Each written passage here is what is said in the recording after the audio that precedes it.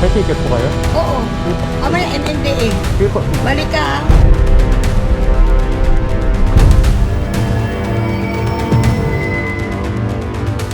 Hi everyone! Dahil sa dami ng sasakyan sa kalsada, ay nasanay na ang iba. Natutukan ang nasa harapan at walang tamang distansya. Sa video na ito ay panoorin natin ang mga kamote na nagkakatamaan dahil nagdidikitan at hindi nag-iiwan ng tamang distansya. Panoorin natin ang video na ito. Simulan natin ang video dito sa itim na sasakyan na siya pang nagagalit kahit siya na ang nakatama.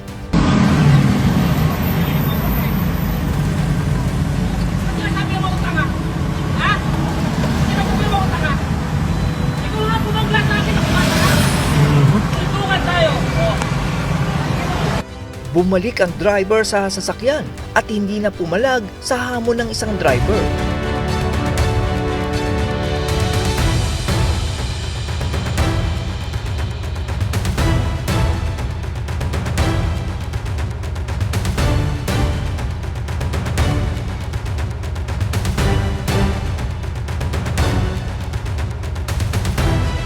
Sa mga nanonood po ng video na ito ay pakisabi naman po kung saan ang lugar na ito para may report natin sa City Hall itong ginang na ito dahil naniningil po siya ng paid parking sa mismong kalsada na pampubliko.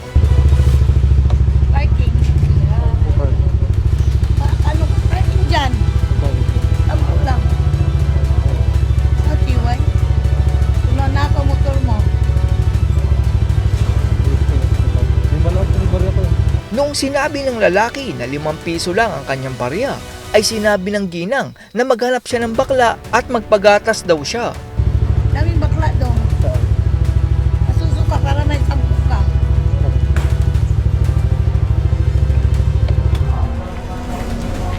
Itong ginang pa ang nagalit at dadalhin daw doon sa libre lahat ng mga motor.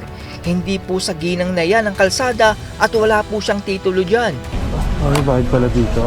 Saan ang libre? Dalhin ko ito lahat. Ay, Nagsisinungaling naman ang ginang na ito na may MMDA ticket daw siya pero paniguradong gawa-gawa lang ito ng ginang. may ticket po kayo? Oo. Mamaya MMDA. Sige po. Balik ka. Ngayon na po. Pagbalik Naka-record mo. po ako ate. Oo. Bumalik ka. Antay mo 8 o'clock. 10 piso ticket. Dapat umaayos lang po sana yung approach ng ate. Hindi. Yung pagwalis sa kabantay ng motor mo. Binastos pa ng ginang na ito ang lalaki at marunong daw magparami ang lalaki pero ang pagbawalis daw ay hindi.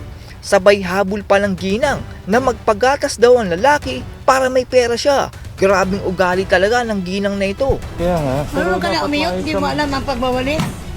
Marunong ka mag-approach. Susuka na bakla. Para may pagwawalis. Nire-report kita ate sa barangay.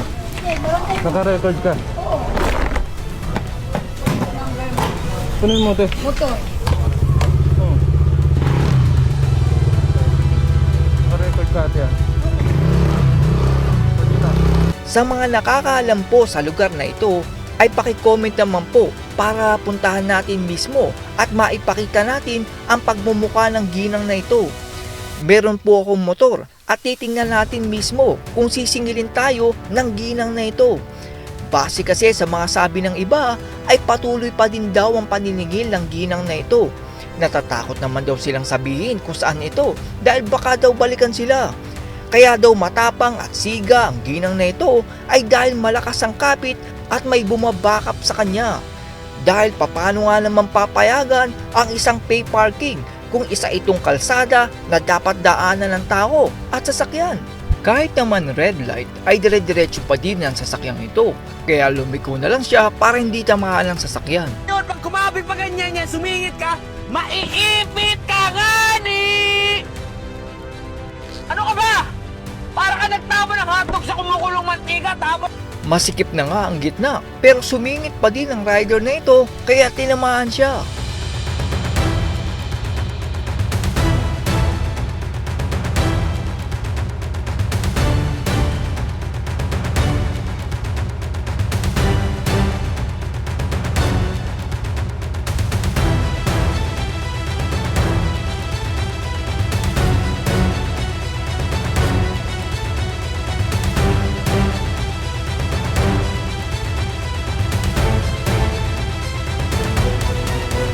tricycle naman na ito ay nakapwesto sa gitna at papunta pala sa kanan sabay pininahan ng sasakyan.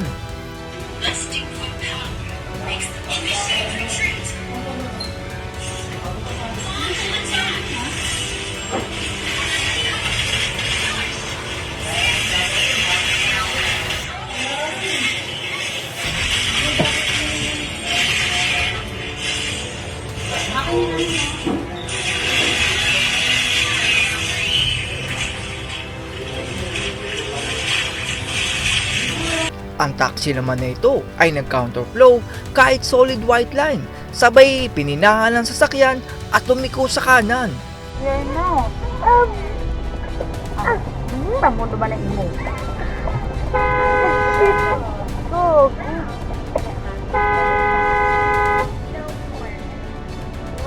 Ano ba naman? Gago bigyan. Ang gago. Yan ano to sa? Bumili naman ng helmet si ate at kuya pero sa halip na isuot ay balak pang i-unbox sa kanilang bahay.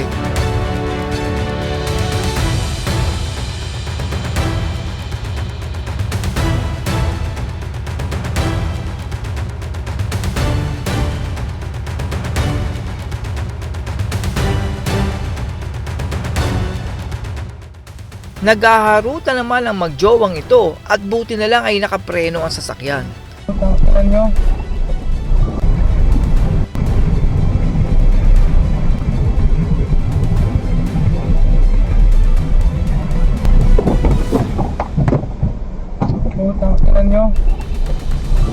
Pinaliguan naman nitong GSM taxi itong mga sasakyan dahil sa mabilis na pagpapatakbo sa may baha.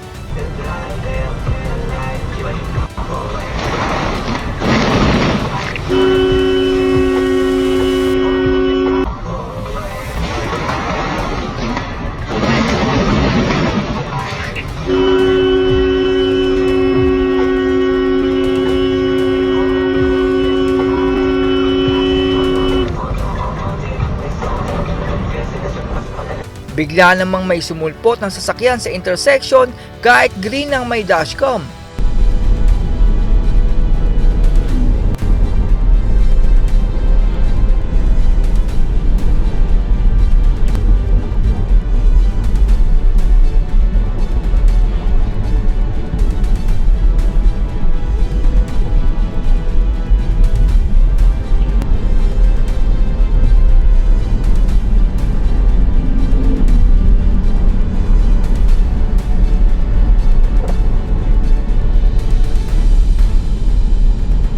Nakuha namang magbanking ni kuya at mabuti na lang dahil defensive driver ang ibang sasakyan.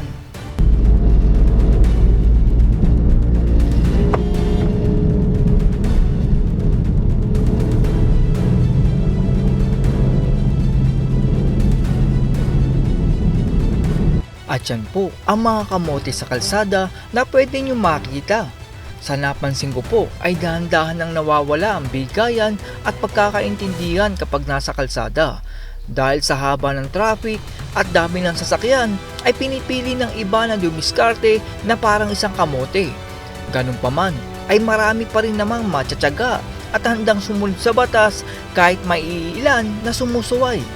Palagi po tayong maging defensive driver at huwag gayahin ng mga kamote na pansarili lang ang inaalala. That's all everyone. Salamat sa inyong panonood. This is Chuck and you're watching Bike Road.